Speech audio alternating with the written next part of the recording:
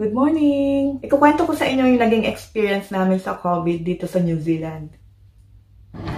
Ang dami ngayon nagkakasakit at nag-isolate dito sa New Zealand kasi kasagsagan ng pagkalat ng Omicron. Yan yung mga kapitbahay namin, mga kaibigan namin, mga kaklase at teachers ng mga anak namin, churchmates, mga katrabaho ng husband ko. Kaya alam namin na eventually makuha rin namin itong COVID. Pero ginawa namin lahat ng pwede namin gawin para madili ito. Para makapag-prepare dahil hindi pa handa yung mga katawan at immune system namin, lalo at meron kaming konting health issues ng husband ko.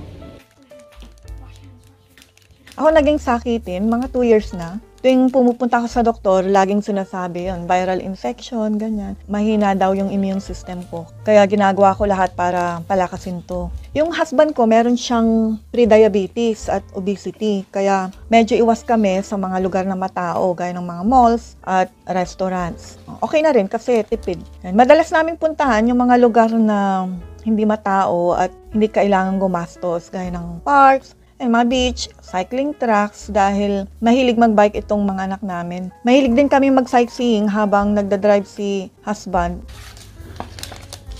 Habang umiiwas kami para ma-delay itong pagpasok ng COVID sa aming tahanan, meron din kami mga ginagawang paghahanda. At dahil Girl Scout ako, gumawa ako ng listahan ng sarili naming COVID protocol para ma-manage ang COVID sakaling ma-infect kami. Base ito sa kung ano yung mga nag-work sa amin tuwing nagkakasakit kami. Nag-family meeting din kami para maiplano yung mga gagawin pag merong nagka-COVID sa amin. At kung paano kami mag-isolate sa isa't isa. Para itong mga bata hindi matakot at maihanda sila.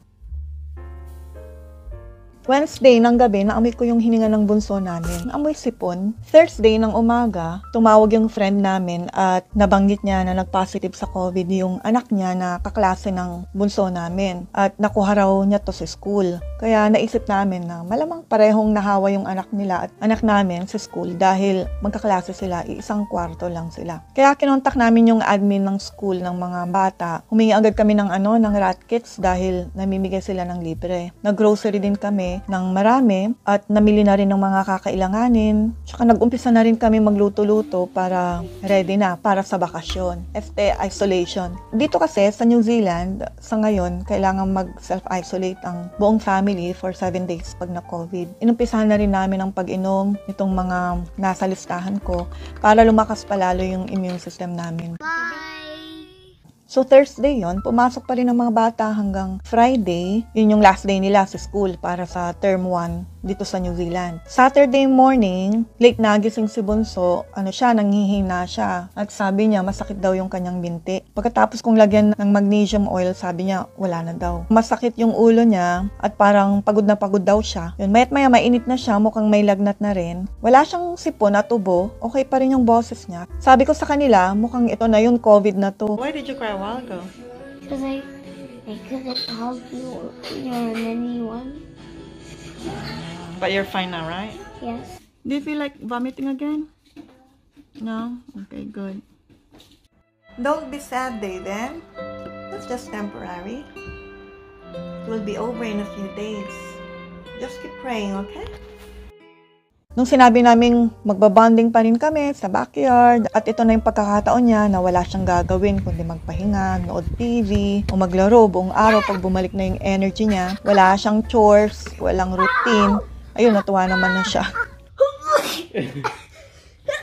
Una kong ginawa, binuksan ko muna lahat ng mga bintana.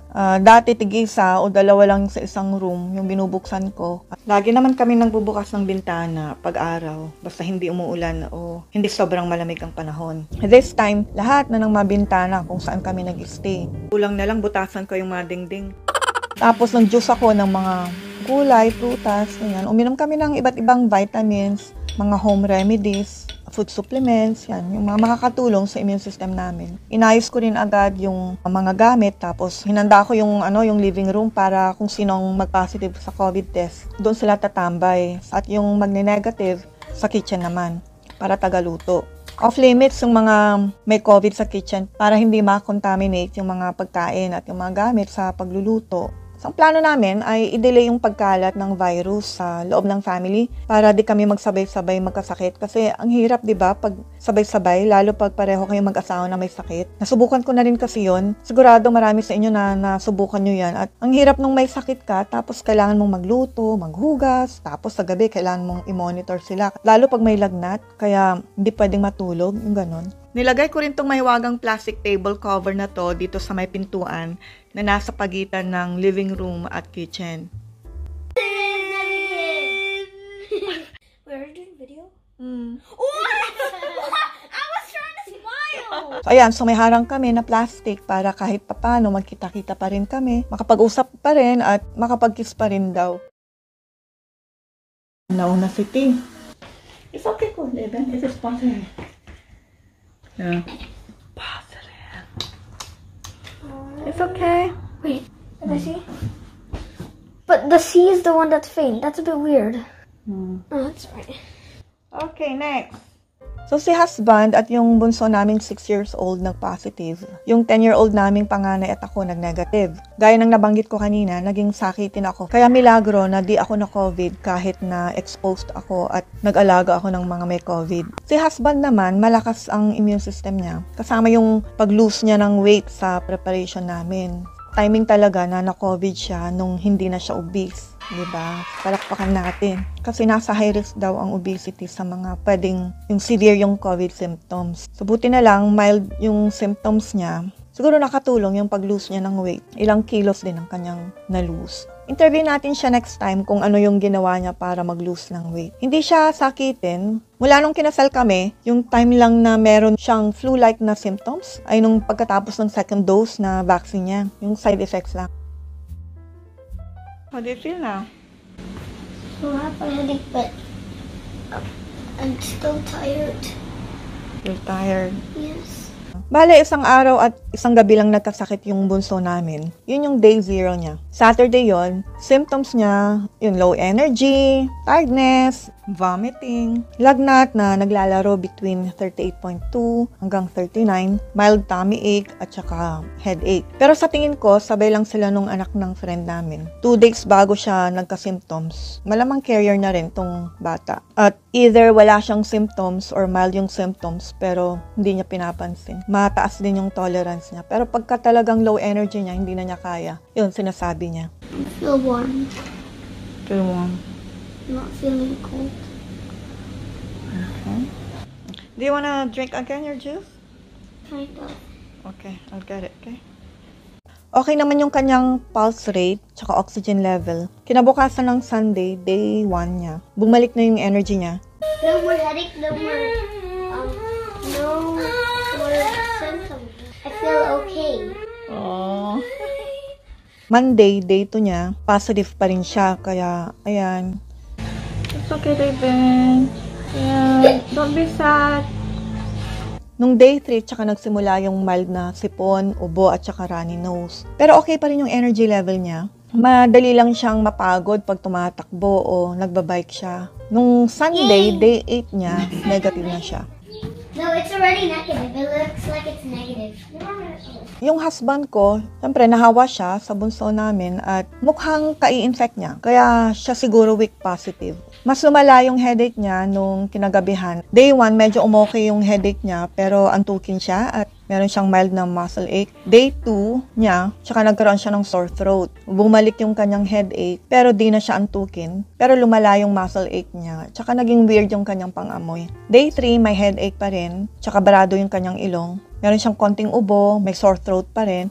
Pero nung kinahapunan, medyo umokay daw yung kanyang sore throat. Yun, madali siya mapagod, feeling tired at saka nanghihina yung kanyang mga legs. Day 5, mas madalas yung kanyang ubo, nasal yung kanyang boses. Day 7, ganun pa rin yung boses niya, pero nag-lessen yung pag-ubo. Day 8, nung tinest ko, positive pa rin, pero weak. Di ko na lang siya tinest nung mga sumunod na araw kasi hindi na siya contagious. Pareho silang hindi na uminom ng gamot kahit paracetamol kasi tolerable naman yung kanilang headache at muscle ache. So dinaan namin sa tubig, nutrition, natural remedies, yun yung mga vitamins and minerals, mga food supplements, saka tulog, pahinga. Si husband at yung bunso, sa living room sila tumambay pag-araw since pareho silang nag-positive. Ako naman sa kusina, kasama ko yung panganay naming 10-year-old. Kamusta po? Yan, siya yung tumutulong sa akin sa pagluluto at paghuhugas. Sa gabi, sa master's bedroom, kaming dalawa ng panganay, tapos yung mag-ama sa kids room natutulog. Sa umaga, nagjujuice kami ng mga prutas at gulay. Tapos, luto, tapos breakfast. May binibigyan namin sila ng vitamins, mga food supplements, at kung ano-ano pa. Yan, ididetalye ko lahat sa part 2 ng video na to, yung mga yan. Ayun, so breakfast, tapos morning tea, then lunch, afternoon tea, iba pa yung snacks, tapos dinner. So, wala kaming ginawa kundi magluto kasama pati merienda. Dinamihan din kasi namin yung mga prutas at gulay, kaya medyo mahaba ang preparation. It's like we're in a hotel. Bago lumabas ng kwarto ang mag-ama, dinidisinfect ko muna yung toilet, yung doorknobs, sink, at yung table na gamit nila. Hinihiwalay ko rin yung mga ginamit nilang baso, plato, kutsara, tinidor. Bubuhusan ko ng mainit na tubig. At pag naipon na, dadalhin ko na sa kitchen sink, huhugasan ko ulit bago ko ilagay sa dishwasher. Pag nasa dishwasher na, yun, highest setting, yung pinakamainit at pinakamatagal. Tapos, yung mga kutsara at tinidor, pinapakuluan ko pa para sigurado. Okay lang. Hiwalay din yung mga damit nila pag naglalaba. So, mild symptoms lang yung sa husband ko at sa bunso namin. Hindi sila uminom ng kahit na anong gamot, kahit na antibiotic o paracetamol.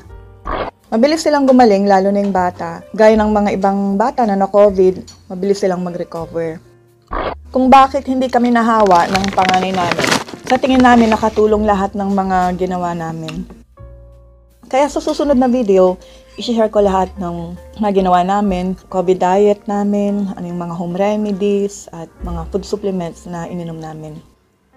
Abangan nyo po, stay healthy, and God bless you all.